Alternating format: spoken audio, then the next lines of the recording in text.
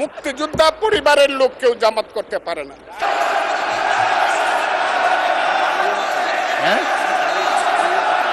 ফজলুর রহমান, আপনি একটু অপেক্ষা করুন।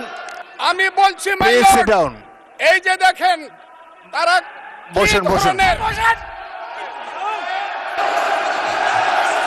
যতদিন রয়্যাল বেঙ্গল টাইগার থাকবে মুক্তিযোদ্ধা জিতবে, রাজাকার কোনোদিন এদেশে জয় লাভ করতে পারবে না। উনার দলের লোকজন এখানে বসে আছে, তারা আমাকে ফজা পাগলা বলে কথা বলে। উনি একদিন এটা বলে, এদেশের জঙ্গলে শুধু কোকিল ডাকে না, এদেশের জঙ্গলে রয়্যাল বেঙ্গল টাইগারও থাকে। যতদিন রয়্যাল বেঙ্গল টাইগার থাকবে মুক্তিযোদ্ধা জিতবে, রাজাকার কোনোদিন এদেশে জয় লাভ করতে পারবে না। আমি চ্যালেঞ্জ করে বলে গেলাম। আমি আজকে আপনাদের সামনে আরো কিছু বলতাম, কিন্তু আমি টাইমটা দেখতে চাই, আরেকটা কথা বলতে চাই। আমি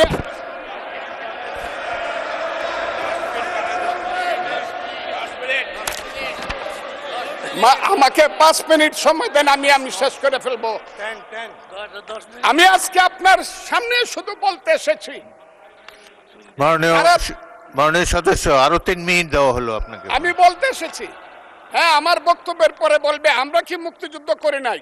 যেমন বিরোধী দলের নেতা বলেন, ওনাকে আমি অসম্মান করি না, সব সময় মাননীয় বলে কথা বলি, কিন্তু উনার দলের লোকজন এখানে বসে আছে, তারা আমাকে ফজা পাগলা বলে কথা বলে। উনি একদিন এটা বলে, তারা নাকি সভ্য, তারা নাকি ইসলাম।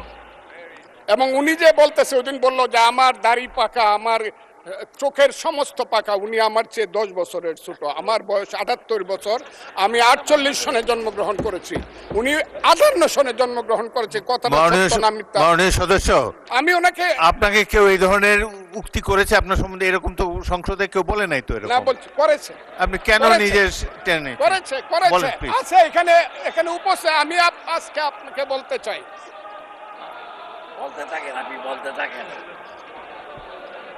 আচ্ছা আমি যে কথাটা বলতে চেয়েছিলাম, বিরোধী দলের নেতা বলেছেন উনি মুক্তিযোদ্ধা পরিবারের লোক এবং উনি শহীদ পরিবারের লোক এবং উনি জামাত ইসলাম করেন।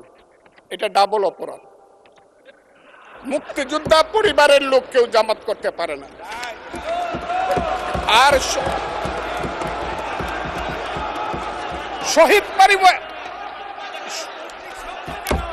শহীদ পরিবারের লোক, মাননীয় সদস্যবৃন্দ, ওনাকে বলতে দেন।